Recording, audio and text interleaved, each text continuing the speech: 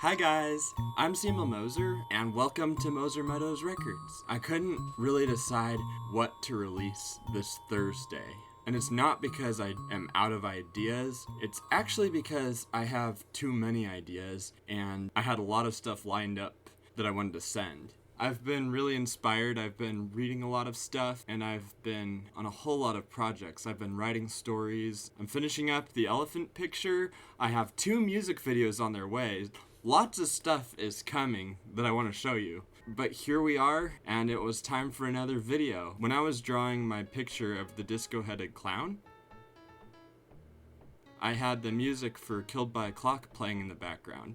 And my brother Puzzle commented, "When does the music video for Killed by a Clock come out?" I basically said, soon, and I meant it. I was right then working on the lyrics. A couple days ago, I realized that I have lots of good ideas for my music videos, but I felt like I had to rush it, and I was rushing it too much. So it wasn't turning out as well as I'd hoped it would. So I jumped over to another music video to work on that, kind of get my mind off of the one that I was working on, and I realized neither of these is going to turn out good if I have it done in 2 days. I don't really want to be done with either of them yet, so I want to give myself some more time to work on it.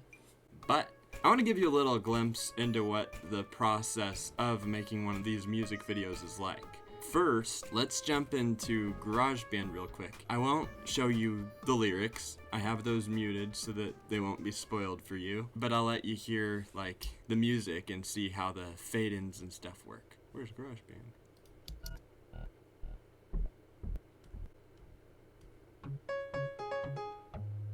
I don't see the needle. Ah, there's the needle. So there you can see my fade outs. Here you see there are multiple tracks, so you know there's going to be a lot of stuff going on. I have, it says Hollywood Strings here, but it's actually a sequence element 1, so it's a kind of keyboard. I have a dance kit for the drums.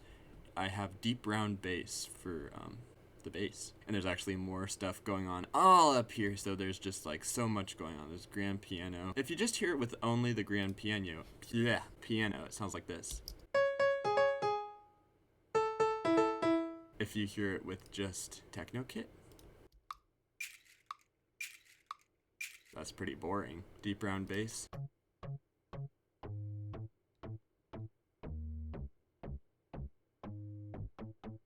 Sounds a little bit like Old MacDonald Had a Farm. MacDonald had a farm. I don't know. The sequence element. What do all of those sound like together?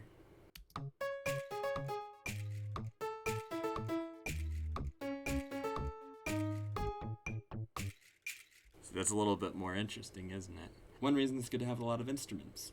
Okay, when I make this song available to ToonBoom, I have to send it to iTunes first. Share, song to iTunes. I say what the name of it will be, who the artist is. Composer is Moser Meadows Records, and the album is If I Could Fly. Fun fact. And I would say share, but I already did that because it's there. Yeah. Let's close this so I don't run too much computer energy. Yes, I want to save it with the words. So we open iTunes. This is the song we want. Yep, there's no words in there. No spoilers. Okay, so I take that and I drag it to my desktop. So I should be able to open it in ToonBoom. There we go. We've got 2. This is the one without words. You have no idea what's going on there. I'll show you how some of this animation stuff works now. So you see I drag along the sound file right here. If I drag along it, there are these little square things. This is the size of a drawing element. So I have my different layers right here. They're not very specifically titled, so I've not really done that much drawing for it yet. But I'd take one of these and I'd put an animation in front of it. One thing I'd pay attention to is what's happening in the song, because there's usually a story going along with my music video. Okay. So like with the sound files, there are layers. So this layer can disappear. Please disappear. Oh wait, that's the sound. This layer can disappear. That's the doors on this clock. And this layer can disappear. This one. That's the clocks themselves. Back here we have the pendulums. I can make them disappear. See? The one with the doors is the top one. I will put a layer between them because I want something to be in the clock and I want something to be back there. So I say plus figures. Figures. I click it and I drag it to where I want it to be. This part is sometimes a little bit complicated, but I'm putting it between 4 and 2. Figures. Where is it? It's a good thing to name these because then you can find them if you lose them. Just move up along the line. Come on. There we go.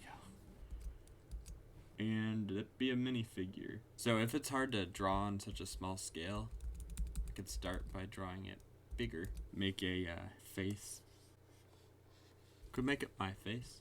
And if the background's too confusing, we can just make it invisible for a little bit. And just focus on this. 3 stripes on the shirt. It's just an easy number to remember. Make this look like a really toy version of me. It's kind of uncanny, but it's gonna be okay. Color for the highlights. Now is he gonna turn his head? I made 2 versions of this. I select it, I copy it.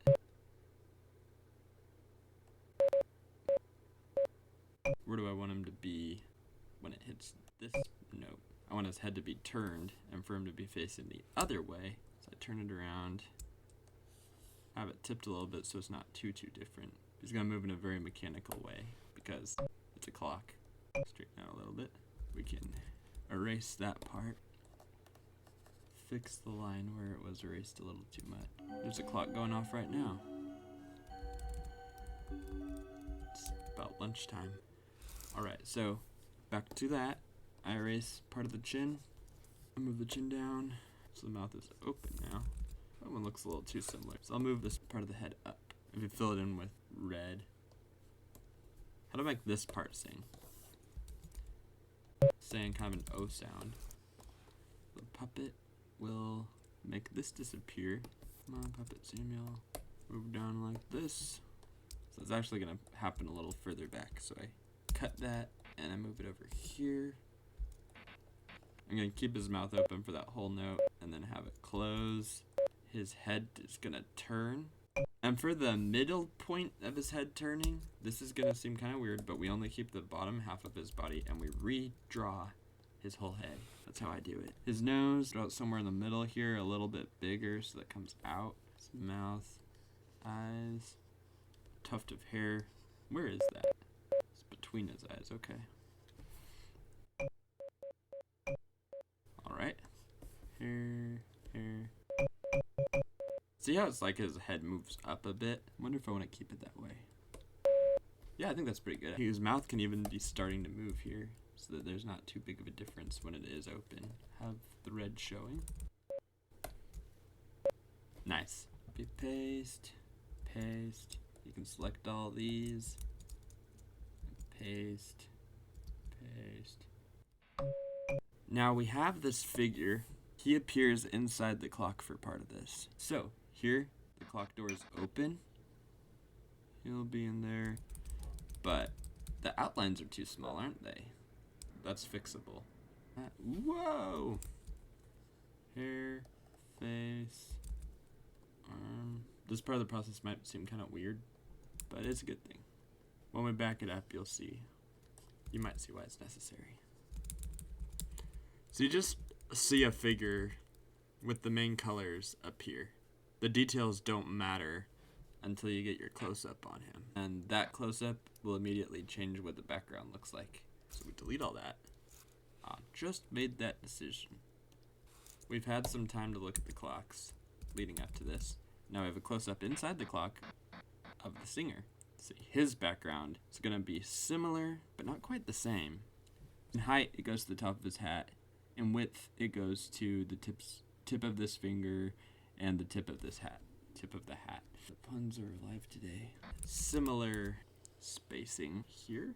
It doesn't really matter what happens off camera. This rectangle shows everything that the viewers are going to see. So we have that, and I made a mistake. That's the same layer as the figure, and I don't really want them to cross. So I'm taking that out. I'm putting it on a different layer. Then I can fill the whole thing in, and that's the background. Bleh! Put that in the wrong place. That's the sound file. Okay. I really need lunch. Food. Before 4 o'clock. Barn doors. Nice.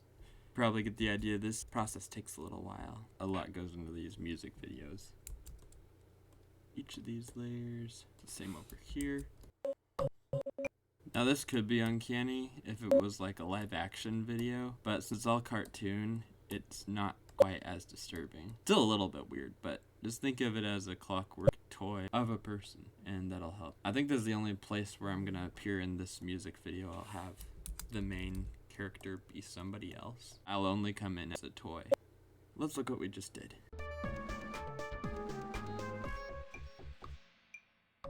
We did that. Whenever Killed by a Clock comes out, you can watch for that part, and you will know how it was made. Let's jump over to another project and see how it is doing. It's very important to save frequently, because sometimes these programs will just shut down while you're working on them, and that can be really frustrating because you lose a lot of time, a lot of work, a lot of time that you could have been eating, but that you were drawing instead, and then all that suffering would have been for nothing. EIO. We'll see how this one's going. Yeah, I got a lot going on here. There are lots of missing spots. And then now and then something will just appear. It's a game. And look, like there's so much missing in the drawing too. It's like I had the idea, I'm gonna quickly put it in there and then add the details later, but put the idea in there while it's still there. It's like I'm dancing and singing and there's like a planet going by in the background. I'm walking by and then I shrug my shoulders. A lot left to do. A caveman version of me with a turtle on my head. And you know, the shirt's even similar, except instead of blue stripes, it's blue spots. I must have gotten this shirt from a leopard with blue spots. Yep, there's a lot left to do on this one. Not sure when it's gonna be ready either. But it will be a race to see whether Killed by a Clock or EIO comes first. They both have a ways to go, but I want to take my time with them and really focus and really just make them good. I'm also working on finishing the elephant picture.